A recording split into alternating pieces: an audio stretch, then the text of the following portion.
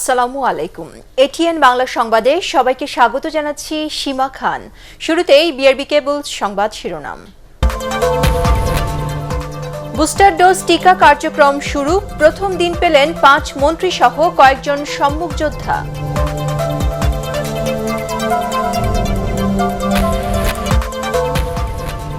নির্বাচন কমিশন গঠন নিয়ে কাল রাষ্ট্রপতির সংলাপে যাচ্ছে জাতীয় পার্টি, সমঝোতা নিয়ে সংশয় বিশ্লেষকদের।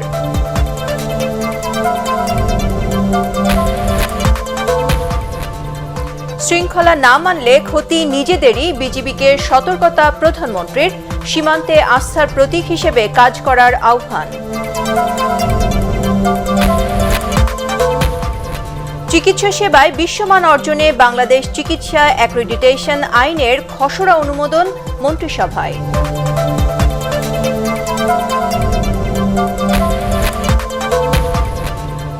এবং মালয়েশিয়ায় আবার উন্মুক্ত হল বাংলাদেশের শ্রমবাজার, যাওয়ার খরচসহ যাবতীয় ব্যয় বহন করবে নিয়োগকর্তা, সমঝোতা চুক্তি সই। শুনছিলেন বিআরবি কেবলস সংবাদ শিরোনাম। এবারে জানাবো বিস্তারিত সংবাদ। করোনার নতুন ধরন ঠেকাতে শুরু হলো বুস্টার ডোজ টিকাদান কার্যক্রম। রাজধানী বিসিপিএস মিলনায়তনে এর উদ্বোধন করা হয়। এদিন 5 মন্ত্রী সহ বিভিন্ন পেশার বেশ কয়েকজনকে দেয়া হয় এই ডোজ। স্বাস্থ্যমন্ত্রী জানান, বুস্টার হিসেবে সবাইকেই ফাইজারের টিকা দেয়া হবে। এসএমএস এর মাধ্যমে জানিয়ে দেয়া হবে তারিখ ও কেন্দ্র। আরও জানাচ্ছেন মাহবুব কবির চপল। আমরা আজকে আসলে আনন্দের দিন। ভ্যাকসিনেই আসা, ভ্যাকসিনেই ভরসা রাখছে গোটা বিশ্ব। তাদের সাথে তাল মিলিয়ে বাংলাদেশেও শুরু হলো করোনা টিকার বুস্টার পর্ব। দেশে প্রথম ভ্যাকসিন নেওয়া নার্স রনু ভেরোনিকাকে দিয়েই বুস্টার ডোজের উদ্বোধন করা হয়। এরপর টিকা নেন সরকারের 5 মন্ত্রী। এছাড়াও বিভিন্ন পেশার কয়েকজনকে বুস্টার ডোজ টিকা দেওয়া হয়। তবে সাধারণ মানুষ এখনই বুস্টার ডোজ পাচ্ছেন না। সুরক্ষা অ্যাপের কারিগরি কাজ শেষে 28 ডিসেম্বরের পর ষাটোর্ধ্ব ও সম্মুখ সারির যোদ্ধাদের এ ডোজ দেয়া শুরু হবে। আমি 2-1 মাননীয় মন্ত্রী মহোদয়কে আহ্বান করেছি, যাতে লোকে না মনে করে যে বুস্টার ডোজ আপনারা কেউ এখনো দিলেন না। কাজে আমরা সেই কথা যাতে কেউ না বলতে পারে। বেশ কয়েক ধরনের ভ্যাকসিন আমরা দিয়েছি। ফাইজার দিয়েছি, মডার্না দিয়েছি, Sinovac, Sinopharm, AstraZeneca. Booster dose যা দিব WHO প্রোটোকল অনুযায়ী। এখন আমরা বুস্টার ডোজ হিসেবে প্রাথমিক পর্যায়ে ফাইজার দিব এবং ফাইজার সকলেই নিতে পারবে। দেশে এখন পর্যন্ত প্রথম ডোজ টিকা নিয়েছেন 7 কোটি মানুষ, আর দ্বিতীয় ডোজ নিয়েছেন 4.5 কোটি। হাতে আছে 4 কোটির বেশি টিকা। স্বাস্থ্য বিভাগ বলছে, ভ্যাকসিন নেয়ার আগ্রহ কমেছে। এ অবস্থায় বুস্টার ডোজের পাশাপাশি সাধারণ টিকা কার্যক্রমেও জোর দেওয়া হচ্ছে। যারা যেখানে আগে টিকা নিয়েছে যে কেন্দ্রগুলোতে, সেখানে বুস্টার নিতে পারবে কিনা অ্যাপসে যেটা আপডেট করার পরে তাই হবে। আপনারা যেটা বলেন সেটা SMS এর মাধ্যমে সে সংবাদ পেয়ে যাবে এবং সে সেই অনুযায়ী বুস্টার ডোজ নেওয়ার জন্য চলে আসবে। আমরা যদি ভ্যাকসিনগুলো না দেই, যে আমাদের নতুন যে সাপ্লাই আসার কথা সেইগুলো বিলম্বিত হবে। এইটা শুনছি খুব ভালো, এই যে ভ্যাকসিনটা। তার ফলে আপনার ওই অন্য কোনো ধরনের নতুন ভেরিয়েন্ট 85% নাকি protective, even for the new variant Omicron. তো যাই হোক, আমরা নিলাম সাহস করে। করোনার নতুন ধরন ওমিক্রন মোকাবেলায় প্রস্তুত রাখা হচ্ছে হাসপাতাল সহ আনুষঙ্গিক সবকিছু। মাহবুব কবির চপল, এটিএন বাংলা, ঢাকা। দেশে করোনা সংক্রমণ কমে আসলেও আশানুরূপ হারে কমেনি 50 ঊর্ধ্বদের মৃত্যু। মৃতদের বেশিরভাগই ডায়াবেটিস, উচ্চ রক্তচাপ ও হৃদরোগ সহ নানা জটিল রোগে আক্রান্ত।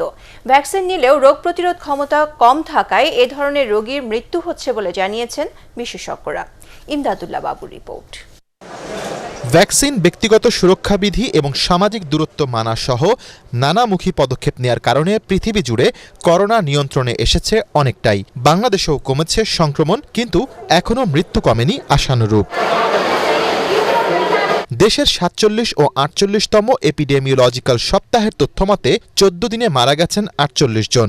এদের মধ্যে কোমরবিলিটি বা বিভিন্ন রোগে ভুগছিলেন 27 জন।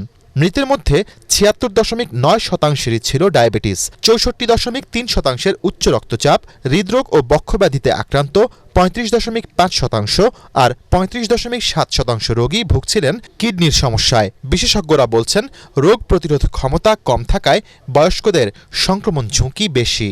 যারা মারা যাচ্ছে তাদের মধ্যে দেখা যাচ্ছে যে হার্টের আগে থেকে ভালো সমস্যা, ইফেক্টিভ ফ্র্যাকশন যেটা আমরা বলি, ওটা আগে থেকেই তার কম, তার তো একটু স্বাভাবিকভাবে সামান্য ইনফেকশন হইল তার জন্য কিন্তু খুব মৃত্যু ঝুঁকি বেশি। রেনাল ফেলিওর আছে, কারো লিভার ফেলিওর আছে, কারো হার্টের অ্যাকুট অ্যাটাক হচ্ছে, এই সমস্ত কারণে বেশি মারা যাচ্ছে। উন্নত বিশ্বের দেশগুলোর ন্যায় বাংলাদেশেও 50 ঊর্ধ্বদের মৃত্যুর ঝুঁকি কমাতে করোনা টিকার বুস্টার ডোজ দেয়া শুরু হয়েছে। বুস্টার ডোজ দেয়া হবে, খুব শীঘ্রই বুস্টার ডোজ সবাই পেয়ে যাবে। টিকার পাশাপাশি বয়োবৃদ্ধদের করোনার ব্যাপারে অতিরিক্ত সতর্কতা মেনে চলার পরামর্শ বিশেষজ্ঞদের। বয়স্কদের শীতের সময় কিন্তু দেখা যাচ্ছে নিউমোনিয়া হয়ে লাংসে পানি জমে কিন্তু অনেক মারা যায়। এর মধ্যে কোভিড তো আছেই, সবটাই তো লাংসকে এফেক্ট করে। এই জন্য অবশ্যই তাদেরকে সতর্কতা থাকতে হবে। শীতের মধ্যে ভারী জামা কাপড় পরা, বের হওয়ার আগে যাতে ঠিকমতো তাদের মাস্কটা পরে যায় এবং স্বাস্থ্যবিধি মেনে চলে। ঘরে যখন থাকবে তখন যাতে গরম পরিবেশ থাকে সে ব্যাপারে অবশ্যই সচেতন থাকতে হবে। যাদের কোমরবিড আছে প্রথম কাজ হলো তাদের টিকার ডোজগুলো নেওয়া। সতর্ক থাকতে হবে তাদের, যে তারা যতটুকু স্বাস্থ্যবিধি মানা, ক্রাউডকে অ্যাভয়েড করা, বাইরে কম যায়, এটা কিন্তু তাদের করতে হবে। তরুণ সদস্যদের মাধ্যমে যেন বয়স্কদের মধ্যে সংক্রমণ না ছড়ায় সেজন্য পরিবারের সবাইকে স্বাস্থ্যবিধি কঠোরভাবে মেনে চলার পরামর্শ চিকিৎসকদের। ইমদাদুল্লাহ বাবু, এটিএন বাংলা, ঢাকা। এদিকে করোনায় আক্রান্ত হয়ে গত 24 ঘন্টায় দেশে আরও একজনের মৃত্যু হয়েছে। এ নিয়ে মৃতের সংখ্যা বেড়ে দাঁড়ালো 28,048 জনে। করোনা শনাক্ত হয়েছে আরও 211 জনের। শনাক্তের হার 1.22 স্বাস্থ্য অধিদপ্তরের নিয়মিত সংবাদ বিজ্ঞপ্তিতে এসব তথ্য জানানো হয়। এতে আরও বলা হয় 24 ঘন্টায় সুস্থ হয়েছেন 168 জন। নির্বাচন কমিশন গঠন নিয়ে কাল শুরু হচ্ছে রাজনৈতিক দলগুলোর সাথে রাষ্ট্রপতির সংলাপ। প্রথম দিন বঙ্গভবনে রাষ্ট্রপতির সংলাপে অংশ নিচ্ছেন জাতীয় পার্টির 8 সদস্যের প্রতিনিধি দল। মহান বিজয় দিবস উপলক্ষে আয়োজিত আলোচনা ও সাংস্কৃতিক অনুষ্ঠানে দলের চেয়ারম্যান GM কাদের বলেন, নির্বাচন কমিশন গঠনে নিজেদের পরামর্শ ও দিক নির্দেশনা রাষ্ট্রপতি আব্দুল হামিদের কাছে তুলে ধরবেন তারা। ইলেকশন কমিশন গঠনের বিষয়ে আলাপ করার জন্য আমাদেরকে আমন্ত্রণ জানিয়েছেন। আমরা নিয়মতান্ত্রিক রাজনীতিতে বিশ্বাস করি। আমরা রাষ্ট্রপতির কাছে যাব এবং আমাদের প্রস্তাব আমরা রাষ্ট্রপতির কাছে পেশ করব। কি কি বিষয়ে কথা বলবো, কি প্রস্তাব দেব, সেটা আমরা নিজেরা ঠিক করে নিয়ে ওনার সঙ্গে আলাপ আলোচনার পরে আমরা সাংবাদিকদের কাছে এটা বিস্তারিতভাবে জানানোর চেষ্টা। এদিকে রাষ্ট্রপতির সংলাপে রাজনৈতিক সমঝোতা তৈরি হওয়া নিয়ে সন্দিহান বিশ্লেষকরা। তারা বলছেন, নিরপেক্ষ নির্বাচন কমিশন গঠন নির্ভর করছে সরকার ও রাজনৈতিক দলের সদিচ্ছার উপর। বিস্তারিত একরামুল হক সায়েমের রিপোর্টে। একাদশ জাতীয় সংসদ নির্বাচনের আগে 2016 সালের শেষ দিকে নির্বাচন কমিশন গঠন নিয়ে রাজনৈতিক দলগুলোর সাথে সংলাপ করেন রাষ্ট্রপতি মোহাম্মদ আব্দুল হামিদ। এ নিয়ে নানা মত আসলেও সার্চ কমিটি গঠন করে নিয়োগ দেওয়া হয় KM নুরুল হুদা কমিশনের সদস্যদের। এই কমিশনের মেয়াদ শেষ হচ্ছে আগামী ফেব্রুয়ারিতে। এবারও ইসি গঠন নিয়ে একই পথে হাঁটছেন রাষ্ট্রপতি। সংলাপের জন্য সোমবার জাতীয় পার্টি ও বুধবার জাসদকে আমন্ত্রণ জানিয়েছে বঙ্গভবন। রাষ্ট্রপতি আগে সরাসরি নিয়োগ দিয়ে দিতেন, সেই ক্ষেত্রে এখন রাষ্ট্রপতি আলাপ আলোচনা সংলাপের ব্যবস্থা করেছেন। যারা স্টেক হোল্ডার আছে সবারই উচিত রাষ্ট্রপতির এই উদ্যোগকে স্বাগত জানানো এবং সহযোগিতা করা। আমরা সংলাপ করব, সার্চ কমিটি করব, আবার একটা নির্বাচন কমিশন করব। তো সেই নির্বাচন কমিশন কি আগের মতো হবে? এটা একটা বড় মাপের প্রশ্ন। সেখানে হয় রাজনৈতিক সমঝোতা অথবা রাজনৈতিক আন্দোলন, দুইটা পথ আছে, খোলা আছে, যেখান দিয়ে আমরা সমস্যার সমাধান করব। দেশে নিবন্ধিত রাজনৈতিক দলের সংখ্যা 39টি। তবে সংলাপে সব দলের অংশগ্রহণ এখনও নিশ্চিত নয়। রাষ্ট্রপতির সংলাপকে অনেকটা আনুষ্ঠানিকতা উল্লেখ করলেও বিশ্লেষকরা বলছেন এর মাধ্যমেও তৈরি হতে পারে রাজনৈতিক সমঝোতার পথ। দেখতে হবে যারা কি প্লেয়ার, যারা আসলে জনগণকে প্রতিনিধিত্ব করছে, অতীতে করেছে এবং যাদের জনগণের সাপোর্ট আছে, তারা কি মনে করেন সেটার ভিত্তিতে সংলাপের মধ্য দিয়ে কোনো ভালো কিছু অর্জিত হলো কিনা। কী ধরনের নির্বাচন কমিশন গঠিত হলে বাংলাদেশে একটা অবাধ, নিরপেক্ষ, শান্তিপূর্ণ এবং জনগণের কাছে গ্রহণযোগ্য নির্বাচন হবে, সেটা আমরা সবাই জানি।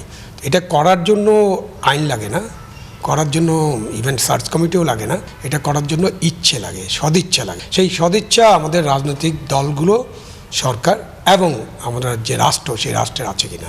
এই সংলাপের ফলে যে রাজনৈতিক দূরত্ব কমে যাবে আমি এটা বিশ্বাস করি না, কারণ আমাদের একটা রাজনৈতিক সংস্কৃতি হয়ে গেছে যে যারা সরকারে থাকে যা বলে বিরোধী দল ভালো হোক খারাপ হোক সেটা বিরোধিতা করবে। একইভাবে বিরোধী দলও যদি কোনো ভালো কথা বলে নীতিগত বা প্রথাগতভাবেই বলবো সেটা সরকারি জায়গা থেকে বিরোধিতা করে, অর্থাৎ কেউ কাউকে টলারেট করার মানসিকতা তৈরি হয়নি। আগামী 14 ফেব্রুয়ারি মেয়াদ শেষ হচ্ছে কেএম নুরুল হুদা কমিশনের। দ্বাদশ জাতীয় সংসদ নির্বাচন হবে পরবর্তী নির্বাচন কমিশনের মেয়াদে। ইকরামুল হক সায়েম, এটিএন বাংলা, ঢাকা। শৃঙ্খলা মেনে না চললে বর্ডার গার্ড বাংলাদেশ বিজিবি ক্ষতিগ্রস্ত হবে বলে সতর্ক করে দিয়েছেন প্রধানমন্ত্রী শেখ হাসিনা। বিজিবি দিবসের কুচকাওয়াজে তিনি বলেন, কর্তৃপক্ষের আদেশ মেনে চলা বাহিনীর প্রত্যেক সদস্যের কর্তব্য। সীমান্তে মানুষের আস্থার প্রতীক হিসেবে কাজ করতে বিজিবি সদস্যদের প্রতি আহ্বান জানান প্রধানমন্ত্রী। আপেল মাহমুদের রিপোর্ট। বিজিবি দিবস 2021 উদযাপন করতে রাজধানীর পিলখানা সদর দপ্তরের প্যারেড গ্রাউন্ডে কুচকাওয়াজের আয়োজন করে বর্ডার গার্ড বাংলাদেশ। এতে গণভবন থেকে ভার্চুয়ালি যুক্ত হয়ে অভিবাদন গ্রহণ করেন প্রধানমন্ত্রী শেখ হাসিনা। প্রধানমন্ত্রী বলেন, 21 শতকের চ্যালেঞ্জ মোকাবেলায় বিজিবিকে ত্রিমাত্রিক বাহিনী হিসেবে গড়ে তুলতে কাজ করছে সরকার।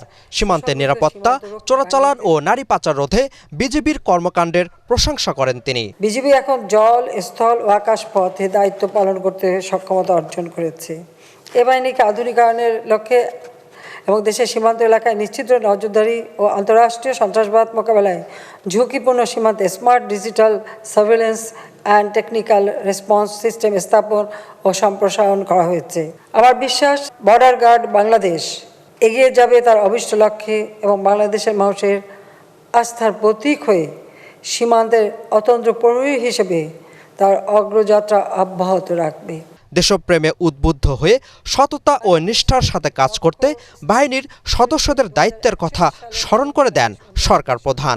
শৃঙ্খলা এবং চেইন অফ কমান্ড শৃঙ্খলা বাহিনীর সবচেয়ে গুরুত্বপূর্ণ চালিকা শক্তি। কখনো শৃঙ্খলা ব্যাঘাত ঘটাবেন না, তাদের নিজেদেরই ক্ষতি হবে। চেইন অফ কমান্ড মেনে চলবেন। কর্তৃপক্ষের আদেশ মেনে চলা প্রতিটি শৃঙ্খলা বাহিনীর অবশ্য কর্তব্য। পদক 2021 বীরত্বপূর্ণ কাজের স্বীকৃতি হিসেবে বাহিনীর 8 সদস্যকে প্রধানমন্ত্রীর পক্ষে বর্ডার গার্ড পদক দেন স্বরাষ্ট্রমন্ত্রী। সদর দপ্তরে নতুন নির্মিত সীমান্ত সম্মেলন কেন্দ্রের উদ্বোধন করেন প্রধানমন্ত্রী শেখ হাসিনা। অনুষ্ঠানে ভারতীয় সীমান্তরক্ষী বাহিনী বিএসএফের মহাপরিচালক পঙ্কজ কুমার সিং সহ 7 সদস্যের প্রতিনিধি দল উপস্থিত ছিলেন। Apple Mahmud, ATN Bangla, Dhaka. চিকিৎসা সেবায় বিশ্বমান অর্জনে বাংলাদেশ চিকিৎসা অ্যাক্রিডিটেশন আইনের খসড়ায় অনুমোদন দিয়েছে মন্ত্রিসভা। প্রধানমন্ত্রী শেখ হাসিনার সভাপতিত্বে মন্ত্রিসভার বৈঠকে এ অনুমোদন দেওয়া হয়। এছাড়াও বাংলাদেশ ইউনানি আয়ুর্বেদিক চিকিৎসা শিক্ষা আইনের খসড়ার নীতিগত অনুমোদন দেওয়া হয় বৈঠকে। অনুমোদন ছাড়া ইউনানি ও আয়ুর্বেদিক ওষুধ খাওয়ার ব্যবস্থাপত্র দিলে জেল জরিমানার বিধান রাখা হয়েছে এ আইনে। ফজলে রাব্বি রিপোর্ট। সচিবালয়ে অনুষ্ঠিত মন্ত্রিসভার বৈঠকে ভার্চুয়ালি যোগ দেন প্রধানমন্ত্রী শেখ হাসিনা। নির্ধারিত আলোচনার বাইরে এদিন করোনা টিকা নিয়েও কথা বলেন তিনি। বুস্টার ডোজ প্রয়োগে যথাযথ চিকিৎসা রীতি বা প্রোটোকল অনুসরণ করার উপর জোর দেন প্রধানমন্ত্রী।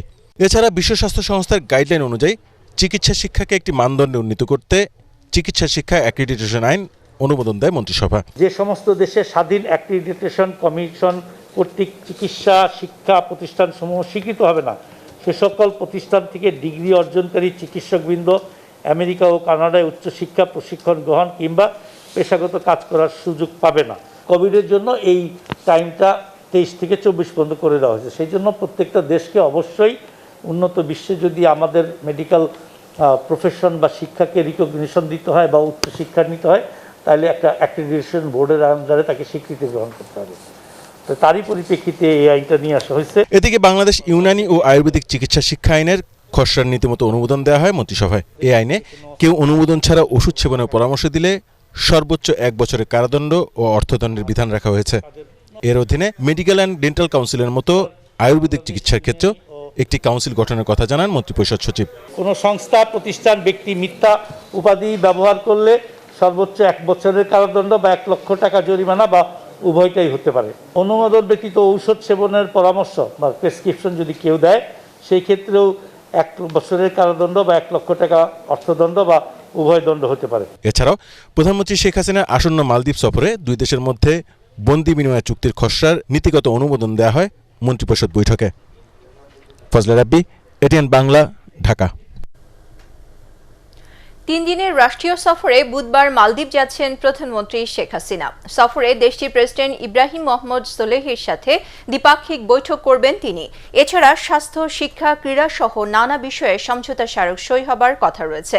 রাজধানী ফরেন সার্ভিস একাডেমিতে সংবাদ সম্মেলনে এসব কথা জানান পররাষ্ট্রমন্ত্রী ডক্টর AK আব্দুল মোমেন। এ সফরের মধ্য দিয়ে দেশটির ভাইস প্রেসিডেন্ট, স্পিকার ও প্রধান বিচারপতির সাথেও সাক্ষাৎ করবেন প্রধানমন্ত্রী শেখ হাসিনা। একই সাথে মালদ্বীপের পার্লামেন্টে তার বক্তব্য দেওয়ার সম্ভাবনা রয়েছে বলেও জানান পররাষ্ট্রমন্ত্রী। সফরকালে 13টি সেনা যান মালদ্বীপের কাছে উপহার হিসেবে হস্তান্তর করবে বাংলাদেশ। আলোচ্য সফরের মাধ্যমে বাংলাদেশ ও মালদ্বীপের মধ্যে ব্যবসা বাণিজ্য, বিনিয়োগ, সহযোগিতা সম্প্রসারণ, বাংলাদেশের শ্রমবাজার সুসংহতকরণ ও সম্প্রসারণ, অনিয়মিত শ্রমিকদের নিয়মিতকরণ, স্বাস্থ্য ও শিক্ষা ক্ষেত্রে সহযোগিতা বৃদ্ধির প্রচেষ্টা গ্রহণ করা হবে, যাতে করে বাংলাদেশের সার্ভিস সেক্টর প্রসার লাভ করে। জোর করে ক্ষমতায় থাকতে আওয়ামী লীগ মুক্তিযুদ্ধের সব অর্জন ধ্বংস করে জনগণের উপর নির্যাতন, নিপীড়ন চালাচ্ছে বলে অভিযোগ করেছেন বিএনপি মহাসচিব মির্জা ফখরুল ইসলাম আলমগীর। রাজধানীতে দলের বর্ণাঢ্য বিজয় র্যালির উদ্বোধন করে তিনি গণতন্ত্র, ভোটাধিকার ফিরিয়ে আনার সংগ্রামে দেশবাসীকে রাজপথে নামার আহ্বান জানান। মনিরুজ্জামান ও আজিজুল হাকিম পলাশের ক্যামেরায় রিপোর্ট করছেন মইনুল আহসান। মহান বিজয় দিবসের সুবর্ণ জয়ন্তী উপলক্ষে বিএনপির এই উৎসব আয়োজন।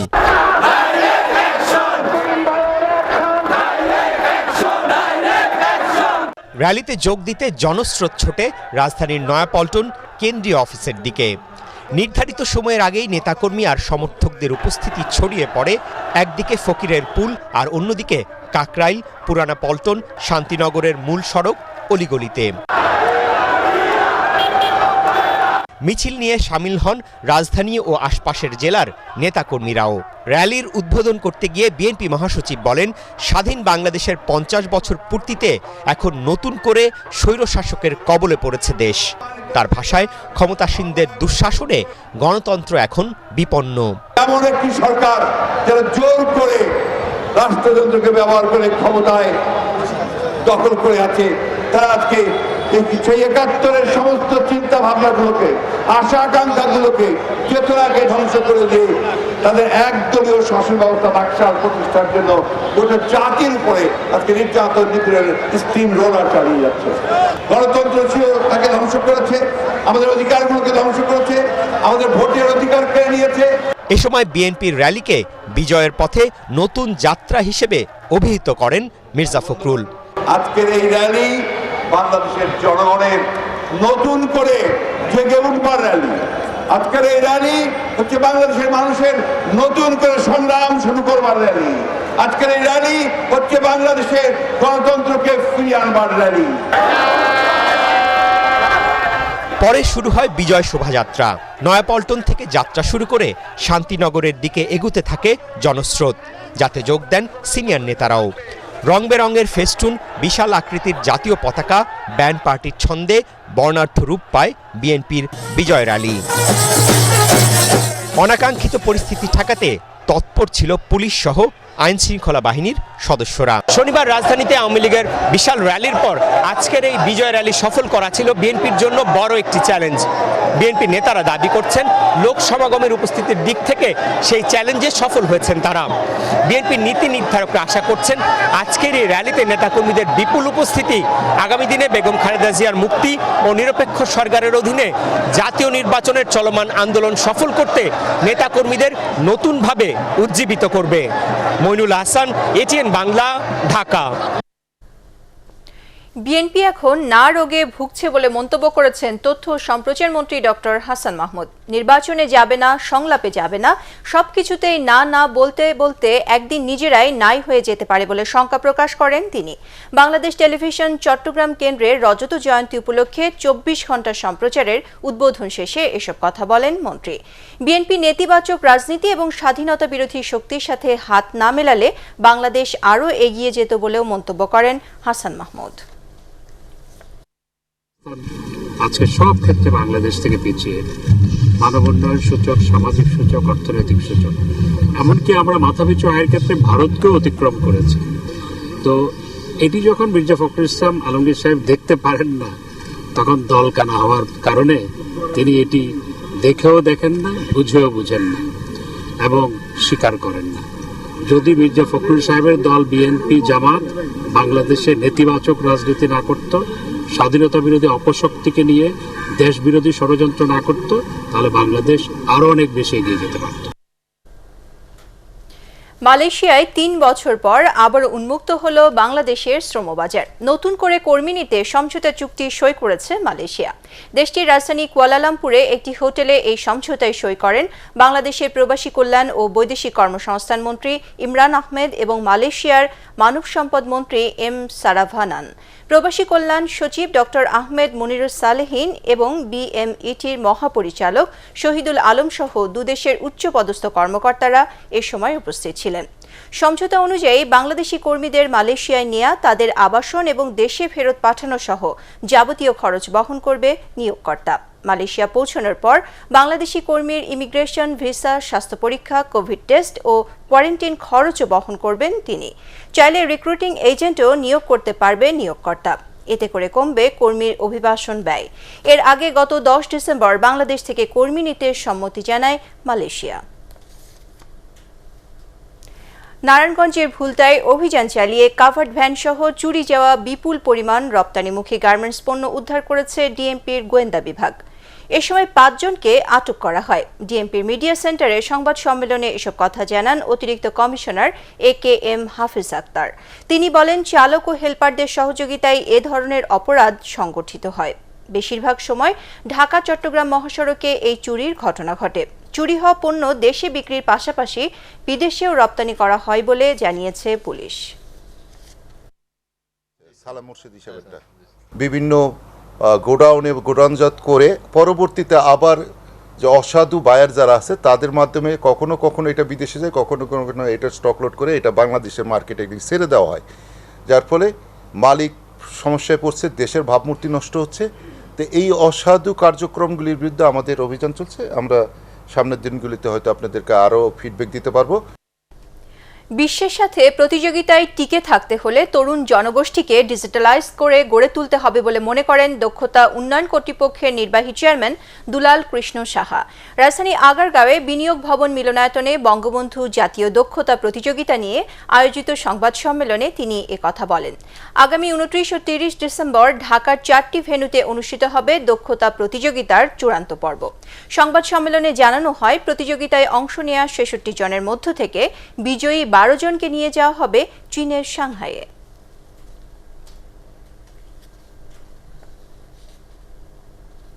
রাজধানীতে প্রদর্শিত হলো নারী নির্যাতন ও নিপীড়নের বিরুদ্ধে কাজ করে যাওয়া মানবাধিকার কর্মী নুরুন নাহার মেরির জীবনভিত্তিক প্রামাণ্যচিত্র।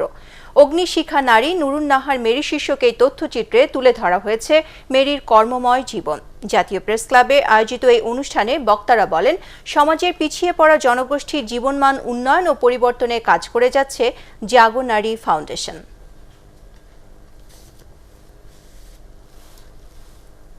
এবারে আল আরাফা ইসলামী ব্যাংক অর্থ সংবাদ।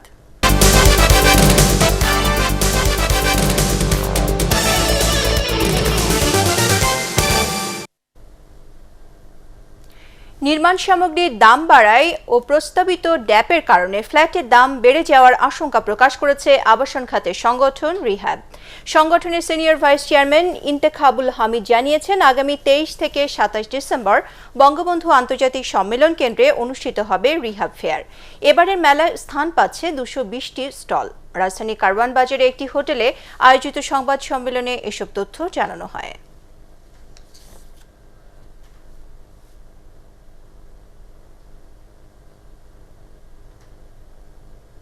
এখন আন্তর্জাতিক সংবাদ।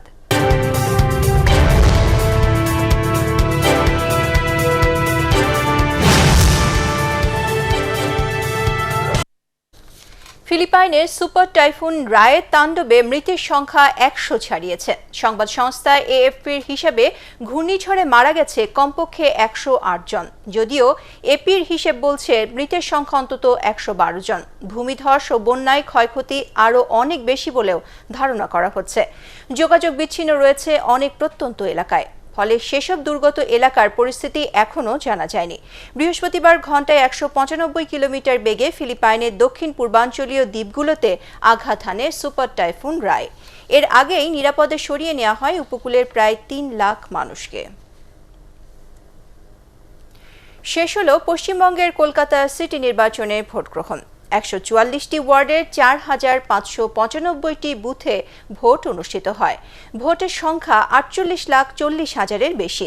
ভোট শুরুর পরপরই বিজেপি ও বামফ্রন্ট এজেন্টদের বসতে বাধা দেয়া ও মারধরের অভিযোগ উঠেছে। পুলিশের হাতে আটক হয় কয়েকজন ভুয়া ভোটারও।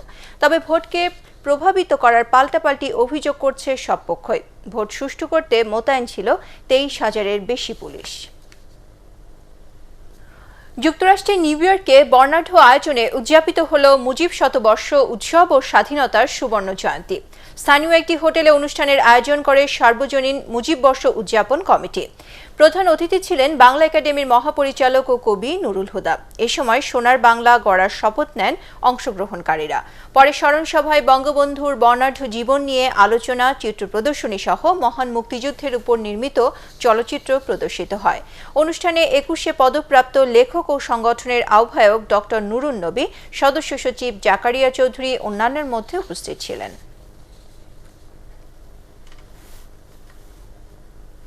এবার ইস্পাহানি শেয়ার বাজার সংবাদ।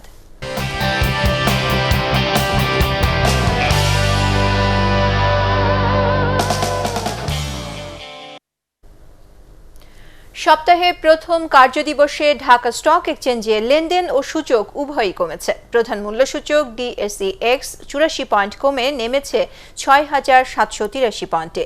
এছাড়া সরিয়া সূচক ১৯ ও 30 সূচক ৩৮ পয়েন্ট কমেছে। দিন শেষে লেনদেন হয় ৭৮৬ কোটি ২১ লাখ টাকার শেয়ার ও মিউচুয়াল ফান্ডের ইউনিট।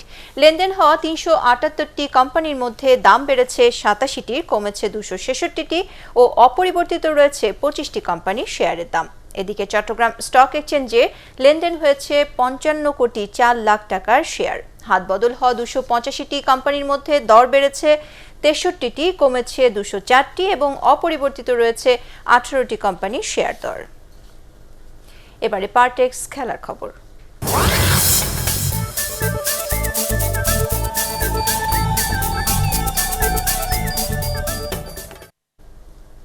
নিউজিল্যান্ডে কোয়ারেন্টাইন পর্ব শেষ করে মাঠে ফেরার অপেক্ষায় বাংলাদেশ দলের ক্রিকেটাররা। রোববার শেষ দফা করোনা টেস্টের নমুনা দিয়ে এমনটাই বললেন পেসার শরীফুল ইসলাম। সোমবার এ পরীক্ষার ফল নেগেটিভ আসলে পরের দিনই অনুশীলনে নামবে টাইগাররা। পেসার শরীফুল জানান, টিম হোটেলের বাইরে সামাজিক দূরত্ব মেনে দিনে 2 বার দেখা করার সুযোগ পাচ্ছেন তারা। প্র্যাকটিস করতেছি না, তো ইনশাল্লাহ সবাই দোয়া করুন যাতে সবার রেজাল্টটা নেগেটিভ আসে। মাঠে গিয়ে ভালো প্র্যাকটিস করে তো ভালো কিছু আসার জন্য সবাই প্রত্যাশা করতেছি। ইয়েলো ব্যান্ড 2টা গ্রুপ করে দিচ্ছে, তো আমরা প্রতিদিনই 2-3 বার টাইম করে আমরা নিচে এসে সবাই দেখা করতে পারি, একটু দূরে সোশ্যাল ডিস্টেন্স মেনটেন করে কথা বলতে পারি, তো তখন ভালো লাগে একজনের আরেকজনের চেহারা দেখে। এলচিকে ৩-২ গোলে হারিয়ে লা লিগায় পয়েন্ট টেবিলে 7-এ উঠেছে বার্সেলোনা। 3 ম্যাচ পর জয়ের দেখা পেল জাভি হার্নান্দেজের দল। ন্যু ক্যাম্পে হুদকা বাঙ্কের গোলে 16 মিনিটে এগিয়ে যায় কাতালানরা। 3 মিনিটের মধ্যে ব্যবধান দ্বিগুণ করেন গাভি। প্রথমার্ধে 2-0 লিড নিয়ে বিরতিতে যায় বার্সেলোনা, কিন্তু দ্বিতীয়ার্ধেই খেই হারিয়ে ফেলে স্বাগতিকরা। 62 মিনিটে তেতে মরেন্টে ব্যবধান কমান এলচের হয়ে। 1 মিনিটের মধ্যে দলকে সমতায় ফেরান পেরে মিলা, তাতে আরও একবার পয়েন্ট হারানোর শঙ্কায় পড়ে বার্সেলোনা।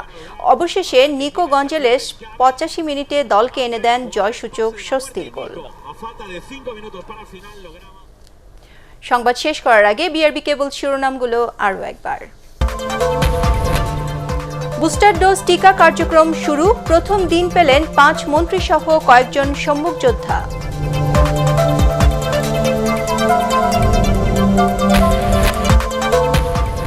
নির্বাচন কমিশন গঠন নিয়ে কাল রাষ্ট্রপতির সংলাপে যাচ্ছে জাতীয় পার্টি, সমঝোতা নিয়ে সংশয় বিশ্লেষকদের।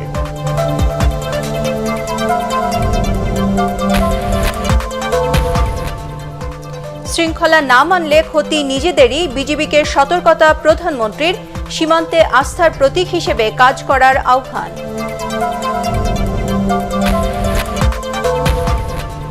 চিকিৎসা সেবায় বিশ্বমান অর্জনে বাংলাদেশ চিকিৎসা অ্যাক্রিডিটেশন আইনের খসড়া অনুমোদন মন্ত্রিসভায়।